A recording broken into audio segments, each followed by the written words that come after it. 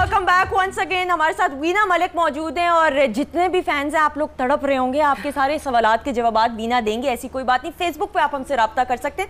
अच्छा वीना, अगर आपकी पर्सनालिटी की बात करें, बड़ी कंट्रोवर्शियल आप रही हैं, कंट्रोवर्सीज़ का बड़ा सामना करना पड़ा, बहुत कुछ देखने को मिला, सुनने को मिला, जानने को मिला। अब उसमें क्या हकीकत है, क्या अफसाना है, वो तो आप बेहतर बता सकते हैं।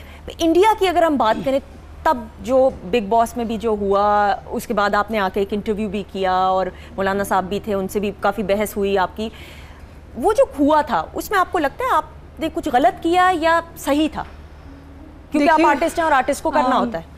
देखिए, इंडियन इंडस्ट्री पाकिस्तानी इंडस्ट्री से बिल्कुल अलग है और फिर ख़ास तौर पर आप एक लड़की होने के नाते जब अक्रॉस द बॉर्डर जाते हैं तो वो ऑटोमेटिकली, एक लड़की जब इंडिया में जाकर काम करती है तो इट इज़ अ कंट्रोवर्सी। उसके बाद ज़ाहिरी बात है कि मेरे ख़िलाफ़ लॉबी हमेशा बहुत एक एक्टिव रही है, क्योंकि एक तो मेरा आर्मी फैमिली से ताल्लुक़ था, दूसरा ये है कि of course I was well read. तो अक्सर ऐसा होता है कि जब कोई शख्स आपको कोई थ्रेट समझता है तो ज़ाहिरी बात है उनके ख़िलाफ़ प्रोपेगेंडा ज़्यादा किया जाता है। हालांकि मैं एक आर्टिस्ट होने के नाते मैंने हिंदुस्तान में काम किया और मैंने बिल्कुल वैसा उसी तरह काम किया जिस तरह इंडियन इंडस्ट्री में काम किया जाता है। लेकिन टू समहाउ बहुत सारी ऐसी कंट्रोवर्सीज़ जो सिर्फ कंट्रोवर्सीज़ थी, उनमें हकीकत कहीं पर भी नहीं थी। लेकिन ज़ाहिरी बात है क्योंकि मैं काम कर रही थी और मैंने बहुत कम अरसा काम किया, शायद 2 साल मैंने हिंदुस्तान में काम किया, और मुझे रियलाइज़ हुआ कि जिस तस्वुर में, जिस तस्वीर में मुझे पाकिस्तान में पेश किया जा रहा है वो ज़ाहिरी बात है मेरे बड़ों के लिए काबिल कबूल नहीं है, मेरे ख़ास तौर पर वालिद साहब के लिए, वालिदैन के लिए, और मेरे सबसे अहम बात यह कि मेरे अपने लोग जो थे वो कुछ नाराज़ थे। तो ज़िंदगी में बहुत दफ़ा ऐसा होता है कि आपको नहीं पता होता, क्योंकि एक रोलर कोस्टर राइड होती है। आप जब काम कर रहे होते हैं आप इतने मसरूफ़ होते हैं, इतने ज़्यादा बिज़ी होते हैं कि अक्सर औक़ात आपको ये पता नहीं चलता कि कहाँ पर चीज़ें गलत हो गई। फिर एक ऐसा वक्त था जब मैंने अल्लाह ताला से दुआ की, और मुझे अल्लाह ताला से मैंने इस तरह से दुआ की, 27वां आखिरी इशरा था माह रमज़ान का, 2013 की बात है।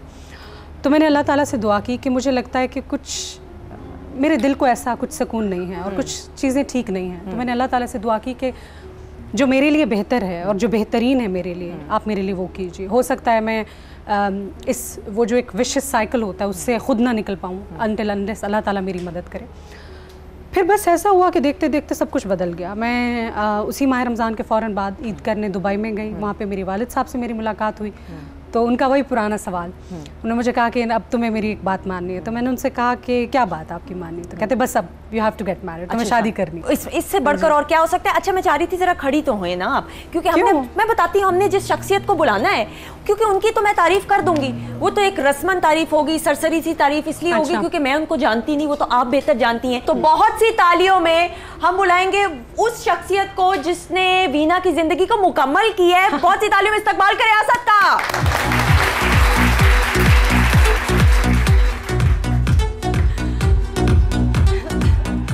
अस्सलाम वालेकुम असद। असद, बेगम आपकी अपनियां पकड़ के हाथ बिठा भी सकते थे। ये वाला घर में होती रहती 24। अच्छा, ये सिलसिला वैसे बाहर भी चलता है, घर के अंदर ही होता है? कौन सा? कि बेगम को जरा बिठाना, हाथ पकड़ के? नहीं, हम बहुत प्राइवेट हैं, हम बाहर अपनी मोहब्बत को इतना फ्लॉन्ट नहीं करते। अच्छा, ये बड़ी अच्छी बात है। मैंने बड़े कपल्स को देखा है कि वो वैसे तो बैठे हुए इकट्ठे हाथ पकड़ के हुए होते हैं और अंदर घर के लड़ रहे होते हैं, तो आप उनमें से नहीं हैं? हम उनमें से भी हैं। अच्छा, उनमें से भी। अच्छा असद, डायरेक्ट क्वेश्चन आपसे जी। I mean, आपकी अगर हम बात करें, आपकी वजह से एक पॉजिटिव चेंज ज़रूर आया है और वीना के अंदर भी वो नज़र आती है बात, और एक पर्सनालिटी के अंदर और मैच्योरिटी नज़र आई है। कॉन्फिडेंस तो हमेशा से था वीना के अंदर, लेकिन what was that one thing जो ठा करके आपको लगी और आपने कहा no she is the one, apart from all the controversies, apart from all the things which people were saying, लेकिन आपको क्या बात खास लगी? देखिए, ये बातें तो नसीब की है, अल्लाह ताला ने इनके साथ मेरा नसीब लिखा था, जो हमने 9 दिन के अंदर शादी की। तो मुझे अच्छी इनकी बात ये लगी, स्ट्रेट फॉरवर्ड थी और वेल स्पोकन, मतलब बहुत अच्छे तरीके से बात करती, और बस मुझे अच्छी लगी, सच्ची लगी, और मैंने कहा बस यही है। अच्छा, तो पहली मर्तबा जब देखा तो कोई प्रपोज किया प्रॉपर तरीके से? नहीं, मैं अमेरिका एम्बेसी जा रहा था, ये भी जा रही थी, तो मैं जो सच बात है मैंने कहा ये भी आई है। क्या कहा? मैंने कहा ये भी आई है, लाइन में खड़ी थी, तो मैंने कहा अच्छा ये भी है। अच्छा, फिर फिर I was very angry because मेरी टाइमिंग, मेरी अपॉइंटमेंट 8:30 बजी थी या 9 बजी थी। हाँ। और ये लेट भी आई थिंक शी केम 8:30। ठीक है। और मैं वो लाइन जो इनकी थी ना, आई थिंक 8:30 यूअर्स अपॉइंटमेंट, 8:30 इनकी अपॉइंटमेंट, जो लाइन जा रही थी वो ख़त्म नहीं हुई थी 8:30 की। तो मैं कब ये ख़त्म होगी, तो मैं उसमें भी गुस्से में था। और फिर ये आई और 1 घंटे बाद आई और 1 घंटे पहले मुझसे चली गई अंदर। तो उस पर और गुस्सा? वो लाइन जो थी 8:30 की वो ख़त्म नहीं हो रही। लाइन नहीं जा रही, लाइन जो है, तो फिर आपने लाइन कब मारी ये बताएं, बाकी लाइनों को। मैंने लाइन तब मारी जब ये बाहर निकल रही थी, तो मैंने पे टाउंट मारा कि क्यों आपको वीज़ा नहीं दिया उन लोगों ने जो इतनी जल्दी निकाल दिया आपको। तो आगे से क्या जवाब आया? और फिर हंसी, कहते नहीं मेरे कुछ डॉक्यूमेंट्स कंप्लीट नहीं है तो मैं वापस आ रही हूँ। कितनी रोमांटिक कहानी है ना ये। आगाज इस तरह हुआ कि लाइन नहीं मारी, और लाइन किस तरह मारी, तो फिर मतलब क्या आगे कैसे सिलसिला बढ़ा? आगे फिर ऐसा हुआ कि वही सीन मेरे साथ भी हुआ, अंदर मेरे कुछ डॉक्यूमेंट्स कंप्लीट नहीं थे। और मैं वापस आ रहा था, तो ये कहीं और चली गई दुबई में, मैं कहीं और। तो आफ्टर 1 आवर हमारा फिर पैचअप हुआ गेट पे, मेन गेट पे।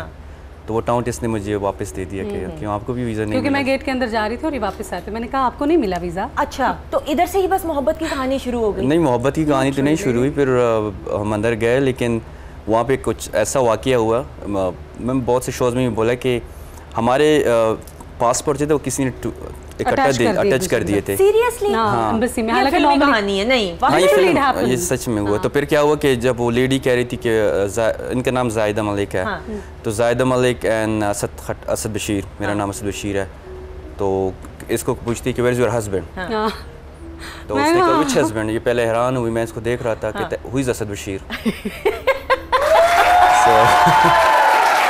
So I mean, अल्लाह ताला ने उसी टाइम हमारा नाम कर दिया था। कहानी जो है वो लाइन वाली कहानी थी, वो चलती रही है। अच्छा, तो कोई वायलेंस नहीं बजे, ये तो नहीं हो सकता। वो यश राज की फिल्मों में होते हैं ना, साड़ियाँ जो है लहरा रही होती हैं, फिल्म है, रियलिटी में आई डोंट नो।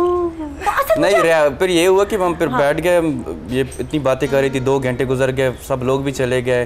फिर जब देखो कोई नहीं था। आप भी तो बातें कर रहे थे, अब क्या करते? पूछ रहा था। ये एक्सप्रेसिव है, मुझे बोरिंग से लग रहे हैं। एक्सप्रेसिव है, एक्सप्रेस करते हैं कि नहीं?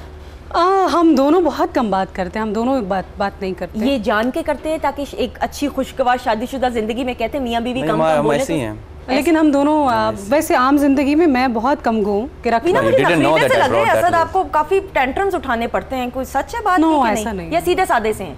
नो, अच्छे से मियाँ?